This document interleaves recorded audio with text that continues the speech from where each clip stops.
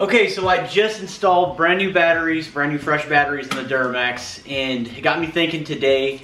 A few thoughts of mine that I'd like to share with you on prevention tips on preparing for the winter or the cold months ahead.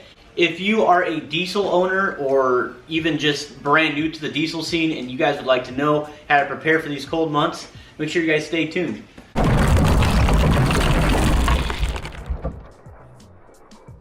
So the first thing that I would highly encourage you guys to check is your glow plugs. I have a 2007 LBZ Duramax diesel Silverado.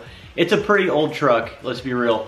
And the first thing that I would definitely do prior to these winter months, or even during the colder season, would be to hook it up to a scanner and just check to verify that there's no codes that are showing up. Another thing that you guys can also notice would be if you turned your key and you notice that that little glow plug light is still kind of hovering there for a little bit longer than normal, it may indicate that you will end up having to replace a glow plug. Eventually one of them's going weak, but make sure you replace every single one of them. Don't just replace one. But it's always important that you make sure that your glow plugs are always working. Another tip that I would encourage you guys to definitely check for, guys, other than just glow plugs, your batteries. Diesel owners, you have two batteries. The best way to check both batteries is to disconnect both negative and positive hookups to both batteries and test them with a simple battery tester. All right, obviously you're going to figure out what your cold cranking amps are, which are indicated on the top of your battery. Plug this to the negative and positive on, obviously one battery at a time while they're disconnected from the truck. My 800 cold cranking amps, that's what the battery's rated for. It reads 350 or 200, whatever. Obviously it's indicating the battery's going bad. You guys, it's very important that you replace that. You don't want to be stranded, especially when it's this cold. Another tip for preparing for the cold weather is your fuel filter, guys. Fuel filter. When was the last time you replaced your fuel filter on your diesel? That's the question. But make sure that you replace it prior to it getting cold. Old fuel filters store a lot of water underneath there, dirt, just disgustingness. You don't want that to freeze, okay? You're gonna be left stranded. Make sure you replace these. Make sure it's brand new. I know fuel filters are not cheap. I mean, heck, the one that I have in my hand is probably about $45. Unless you guys get like a cat fuel filter adapter. I did do a video on it. Those cat fuel filter adapters run you about 20 bucks per filter. The next tip when dealing with the cold weather would be plugging your diesel truck in the wintertime. Bear with me, guys. I know, like with the Cummins, you have the grid heaters. The Duramaxes, you have the block heaters, so on and so forth.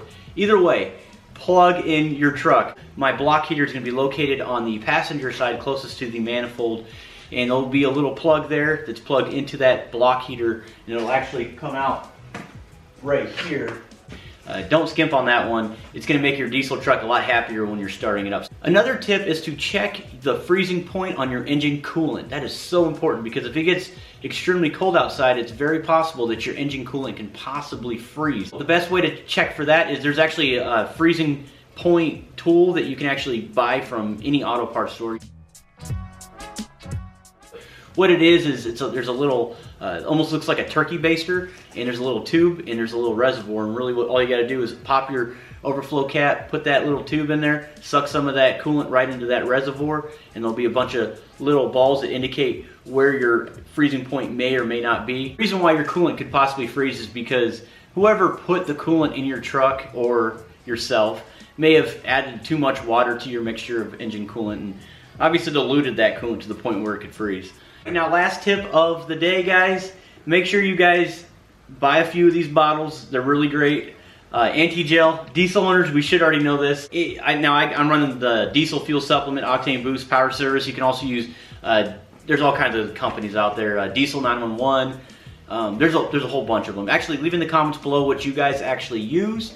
But what this is going to prevent is diesel fuel from gelling, or even if your diesel fuel is already gelled, pour a little bit of that into the tank and it's going to de-gel that, as well as it's going to keep your fuel filter de-gelled as well. I do know that there's certain algae that can actually get inside of your fuel tank, believe it or not, especially in these colder months.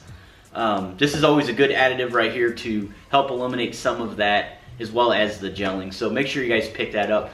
But that's all the time that I have for today. Now, that's not all the tips.